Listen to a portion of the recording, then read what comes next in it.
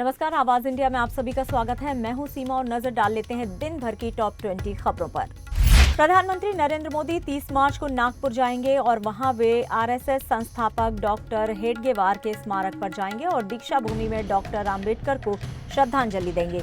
PM Madhav नेत्रालय premium centre की आधारशिला भी रखेंगे। ये पहला मौका है जब कोई प्रधानमंत्री डॉक्टर हेडगेवार स्मृति मंदिर का दौरा कर रहा है।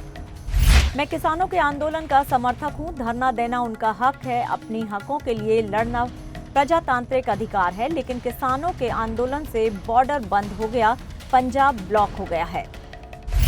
चिराग ने दावा किया है कि बिहार में एनडीए 243 में से 225 सीटों पर चुनाव जीतकर सरकार बनाने जा रही है। चिराग ने कहा है कि उन्हें ऐसा नहीं लगता है कि नीतीश कुमार की सेहत आगामी चुनाव में कोई मुद्दा बनेगी। जनता पिछले 5 साल से सरकार के प्रदर्शन पर वोट करेगी। आज की तारीख में बिहार एनडीए में जो 5 दल हैं, वो एक जिताऊ गठजोड़ है।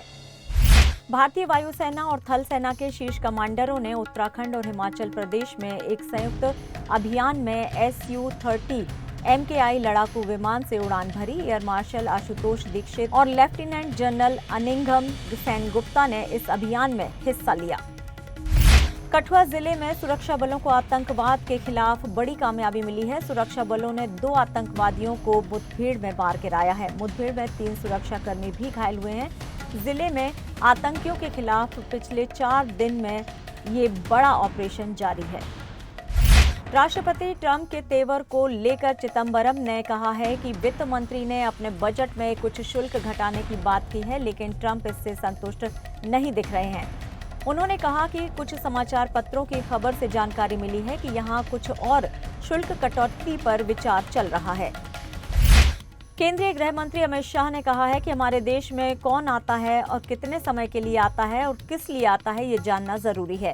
हर एक विदेशी नागरिक का अपडेट इस बिल के बाद होगा।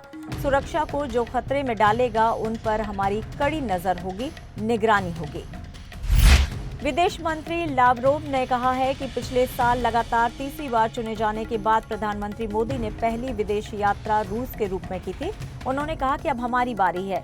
हालांकि पुतिन की यात्रा की तारीखों का अभी तक खुलासा नहीं किया गया है।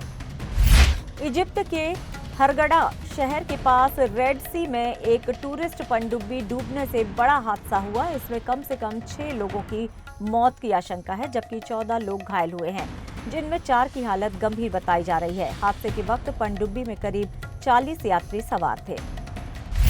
सलमान खान अपने ह्यूमरस अंदाज के लिए जाने जाते हैं। हालांकि वो जब गंभीर मुद्दों पर चर्चा करते हैं तो खुलकर बातें करते हैं। अब उन्होंने मीडिया से बात करते हुए नेपोटिज्म और अपनी राय रखी। इस दौरान उन्होंने कंगना रनौत का भी जिक्र किया। सलमान खान की सिकंदर को लेकर लोगों का क्रेज अलग ही आसमान पर नजर आ रहा है। हाल ही में एक्टर के एक बड़े फैन का वीडियो सामने आया है, जिसमें वो लोगों को सिकंदर की टिकट बांटता दिख रहा है। दरअसल ये फैन राजस्थान का है, जिसने 1,72,000 रुपए की टिकट सिर्फ लोगों को बांटने के लिए खरीदी है। अडानी ग्रुप के मार्केट कैप में बीते 15 दिनों में 40,000 करोड़ का इजाफा देखने को मिला है। अगर बात गुरुवार की जाए तो अडानी एंटरप्राइजेस को छोड़कर ग्रुप के सभी शेयरों में तेजी देखने को मिली है। सलमान खान और संजय दत्त के भाईचारे को हर कोई पसंद करता है। हालांकि अब ये दोनों काफी लंबे वक्त के बाद एक दूसरे के साथ स्क्रीन शेयर करते हुए नजर आने हैं। हाल ही में दोनों सितारों ने अपनी अपकमिंग फिल्म को लेकर लोगों को इंफॉर्मेशन दे दी। संजय दत्त और सलमान खान 25 साल के बाद बड़े पर्दे पर नजर आएंगे। यामी गौतम ने अपने पति और मशहूर फिल्म निर्देशक आदित्य धर की आने वाली फिल्म धुरंधर के बारे में एक महत्वपूर्ण अपडेट शेयर किया है। दरअसल इस फिल्म में रणवीर सिंह के साथ ही साथ और भी कई बॉलीवुड एक्टर नजर आएंगे। अपनी डेब्यू फिल्म से ही अच्छी खासी कमाई कर ली है। OTT प्ले की एक रिपोर्ट के मुताबिक डेविड वार्नर को इस फिल्म में छोटी सी भूमिका निभाने के लिए 3 करोड़ रुपए की मोटी फीस दी गई है। साथ ही ये भी बताया गया है कि रॉबिन हुड की शूटिंग वार्नर ने IPL 2024 के आखिर में ही की थी। ताइवान ने अपना पहला स्वदेशी नया हमलावर नौसैनिक ड्रोन एंडेवर मंटा USB पेश किया है, जो चीन के लिए नई चुनौती बन सकता है। ये ड्रोन 65 किलो प्रति घंटे की रफ्तार से चल सकता है और ऑटोनॉमस नेविगेशन सिस्टम से लैस है। ताइवान इसे 2026 तक बड़े पैमाने पर तैयार करेगा। ब्रिटेन ने नाजियों द्वारा लूटी गई एक ऐतिहासिक पेंटिंग उसके मूल यहूदी उत्तराधिकारियों को लौटाने का फैसला किया है। इस कदम के बाद भारत में कोहिनूर हीरे की वापसी को लेकर अटकलें तेज हो गई हैं। प्रधानमंत्री नरेंद्र मोदी ने म्यांमार में आए विनाशकारी भूकंप के बाद मिन आंग हयांग से बातचीत की है। उन्होंने कहा है कि भारत हर तरह की संभव मदद के लिए तैयार है। एनडीआरएफ की 80 सदस्यीय टीम भी बचाव कार्य के लिए भेजी गई है। नेपाल सरकार ने पूर्व राजा ज्ञानेंद्र शाह को हाउस अरेस्ट कर दिया है और उनकी सुरक्षा हटा दी गई है।